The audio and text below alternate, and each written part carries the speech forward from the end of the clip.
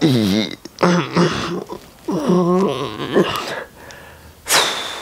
je me fatigue, c'est un truc de ouf. Hein. Bonjour à toi, j'espère que tu vas bien. Bah ouais, ça va bien. Aujourd'hui, on se retrouve pour une nouvelle vidéo où je réagis à votre collection de miniatures 1/18e. Donc on y va, jingle. Le monteur, il sert vraiment à rien, c'est un truc de ouf. Bon, allez, jingle à la note, on y va, let's go. Bon, on y va pour la première collection. Alors, franchement, c'est le début d'une collection de miniatures, clairement. Quand tu commences ta collection de miniatures, tu peux la faire de deux façons. C'est où tu achètes des anciennes miniatures, qui vont souvent coûter entre 5, 10, 15, 20 euros, ça peut dépendre. Mais ça, c'est vraiment quand t'as pas le budget et que tu veux avoir une petite collection assez sympa. Tu peux prendre par exemple de Ferrari, souvent dans les années 90-2000, ils en ont fait énormément. Ou après, tu peux acheter les dernières, donc tu peux acheter la Lamborghini Countach 2022, tu peux acheter par exemple la toute dernière SF90, la Daytona SP3, tout ce genre de voitures. Mais là, on est plus sur du 60 balles, voire 80 euros. Ça va dépendre et varier énormément. Mais voilà, franchement, il a une collection assez sympa. On le sent fan de Ferrari. Meuble rouge, mur rouge, photo de Ferrari. En plus, tu as fait exactement comme moi. Quand j'ai commencé ma collection d'1/18e, j'avais un meuble énorme de chez Ikea qui était noir mat et j'avais toutes mes voitures. Le noir et le blanc, mais énormément les voitures en valeur, surtout quand elles sont en couleur. Franchement, c'est plutôt sympa comme première collection et pour surtout débuter. Donc voilà, commencer petit. Deuxième collection. Alors là, on est quand même sur quelque chose d'assez violent. On dirait qu'il a clairement fabriqué son meuble de A à Z. Et surtout, c'est qu'il a mis des LED derrière. Ça met encore plus en valeur la voiture. Et surtout, c'est qu'on voit pas des spots dégueulasses de partout. Voilà, c'est caché, on n'y voit pas trop. Et en plus, c'est éclaire super bien. Donc voilà, on a quand même beaucoup d'anciennes. Il collectionne les grosses comme les petites. Ça, c'est plutôt sympa. Alors par contre, sur la deuxième photo, il a fait exactement comme moi avant. Je faisais ça. Alors, les voitures Playmobil sont à l'échelle 1/18e. Et le truc, c'est que moi, je prenais les décors de chez Porsche, de chez... Et maintenant il y a Ferrari en plus, c'est ça qui est incroyable. Et en fait je les mettais pour mes 1/18. J'avais carrément toute une ville, voilà, petite anecdote, j'avais une ville Playmobil avec toutes mes voitures 1/18. Alors c'était il y a longtemps et c'était des Burago, hein, c'était pas du Hot-Word, calmez-vous. Calmez-vous, asseyez-vous. La troisième photo, bien évidemment, encore une Porsche assez légendaire. Petite anecdote, avant, dans les années du début de l'automobile jusqu'à à peu près 90-2000, ils mettaient du scotch en fait sur les feux des voitures, surtout en compétition, pour éviter de mettre des bouts de verre sur la route. Donc ça veut dire que si la voiture venait à taper une autre voiture ou une barrière ou autre, si ça venait à péter le feu, à le casser entièrement parce qu'ils étaient faits en verre avant, et le scotch tenait entièrement le verre cassé et ça mettait pas des morceaux de verre de partout sur la route et ça ne cassait pas, du coup ça ne pétait pas les pneus des autres ou ça peut faire d'autres dégâts, hein, clairement. Troisième collection. Alors la troisième collection est incroyable. Déjà, on commence déjà à rentrer dans du lourd, vraiment. Première image, on voit une Lamborghini Murcielago SV, donc la toute dernière génération qu'ils ont sorti. Un jour, il faudrait que je vous fasse une vidéo sur la SV, mais une vraie SV, c'est incroyable. Voilà, j'ai pas d'autres mots à dire. Mais surtout, c'est qu'on est sur une Auto Art. Alors, Auto Art, en gros, ils ont fait presque toutes les Lambo, mais quand ils ont sorti la Murcielago SV, c'est devenu l'objet le moins connu, mais le plus cher qui existe. Vraiment, la Lamborghini Murcielago SV, c'est un merdier à avoir. J'essaie d'en avoir une couleur officielle, donc dans cette config, c'est impossible d'en avoir. Donc voilà, il a réussi à en avoir une, franchement, GG à toi, c'est très joli. On continue, on a une Lamborghini Gallardo, je pense dans les gammes Burago, voir ça, carrément ça doit être une Burago, très beau modèle, franchement j'aime beaucoup. La Gallardo c'est un modèle qui est plutôt carré au final, et même dans la version entre guillemets bas de gamme au niveau des marques, ça a été plutôt bien fait. Puis surtout que la config jaune pailleté, on se l'avoue quand même que ça a de la gueule. Après on a quand même une Maserati MC12 de chez Hot Wheels, donc c'est une Hot Wheels Elite. Alors Hot Wheels ils avaient fait plusieurs miniatures, on avait les Hot Wheels normales où c'était moyen la qualité. C'est pas ouf hein quand même. Mais après on va avoir les Hot Wheels Elite et là c'est le Pro. Genre c'est comme Auto Art Signature pour ceux qui s'y connaissent un peu. En vrai c'est un très beau modèle, je crois qu'il y a à peu près 1000 exemplaires, un truc comme ça, 1000-2000 exemplaires, dites-moi en commentaire juste après.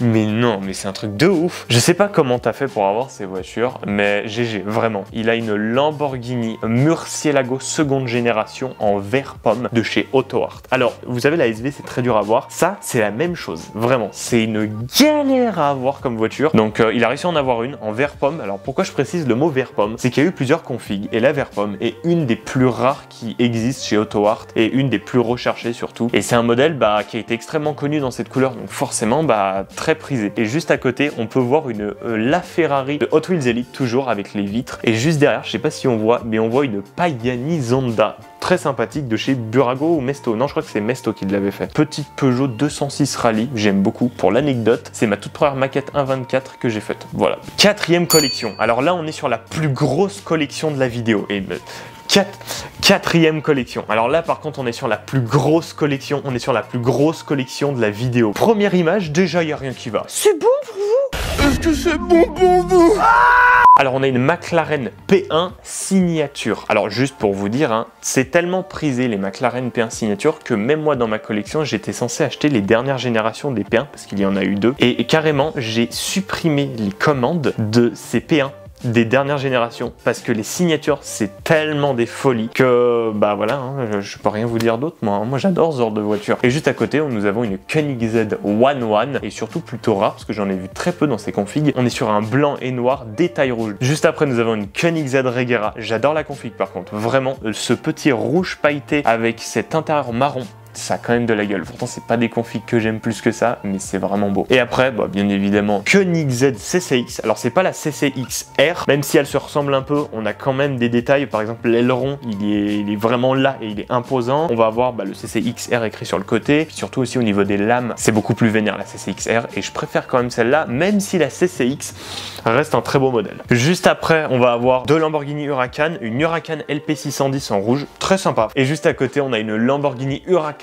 performante, donc dans les dernières, donc du composite, mais en vrai elle est quand même belle. Et alors là j'espère que vous êtes prêts parce que juste après on tombe sur une dinguerie. Vraiment là je suis pas en mode tout le temps à dire dinguerie tout ça, mais non là quand même. Nous avons un camion déjà Scania et on va voir juste à côté, comme vous pouvez voir, une McLaren F1 mini champ. Alors par contre à la base moi je suis pas fan de mini champ, c'est pas mon délire, surtout dans les anciennes parce que la qualité était plutôt spéciale, mais la McLaren F1 mini champ, bah je vous la conseille vraiment. C'est un modèle qui est extrêmement bien fait, extrêmement bien fini au niveau des finitions ou autres, et c'est un modèle qui coûte à peu près entre 150 et 200 euros. Ouais, c'est une moyenne, hein, calmez-vous, parce que je sens qu'il y en a ils vont péter un câble tout seul dans les commentaires. Oui, la voiture elle coûte pas ce prix-là, elle coûte 400 euros. Ah, stop! Image d'après, nous avons deux Veneno. Franchement, ça a de la gueule.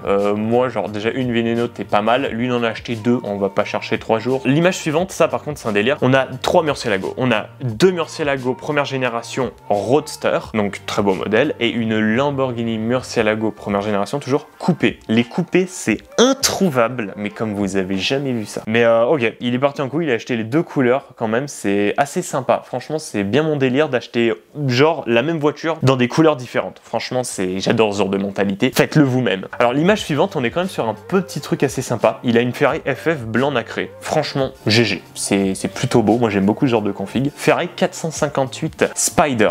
J'adore la config, par contre je repartirais plus sur la version avec l'intérieur marron. Et après juste à côté on a la même mais en coupé, extérieur noir, intérieur rouge. Et surtout c'est qu'on a une version course et les versions courses sont juste magnifiques. Surtout avec ce kit là, enfin ouais, il est magnifique. Et on se retrouve pour la dernière collection et vous allez voir, mais il n'y a rien qui va, il n'y a rien, c'est pas possible. Première image, j'espère que vous êtes assis là, hein. Donc vous vous asseyez bien tranquillement, là, comme ça, là, vous partez pas en couille parce que si vous commencez à vous mettre debout, vous allez faire comme ça.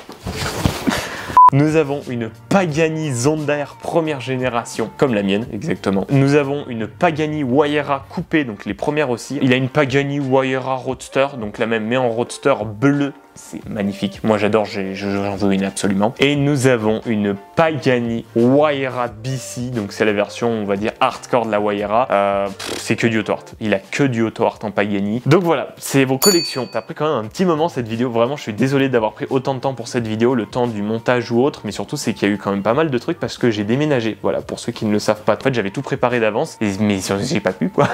C'est juste que j'ai pas pu la sortir et que je voulais vraiment être plutôt entre guillemets bien. Ah, je suis bien. Mais voilà, en tout, moi j'adorais faire cette vidéo. Franchement c'est trop bien, vous avez des collections, c'est incroyable. Si vous avez aimé cette vidéo, n'hésitez pas à mettre un pouce bleu, un commentaire, à vous abonner et surtout mettre la cloche pour être notifié pour toutes les prochaines vidéos. Surtout pour une Murcielago SV, ça pourrait être plutôt sympa. Je vous dis à une prochaine vidéo. Ciao!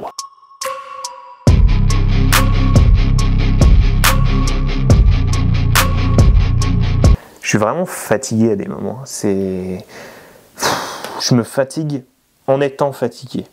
C'est une grande philosophie, ça.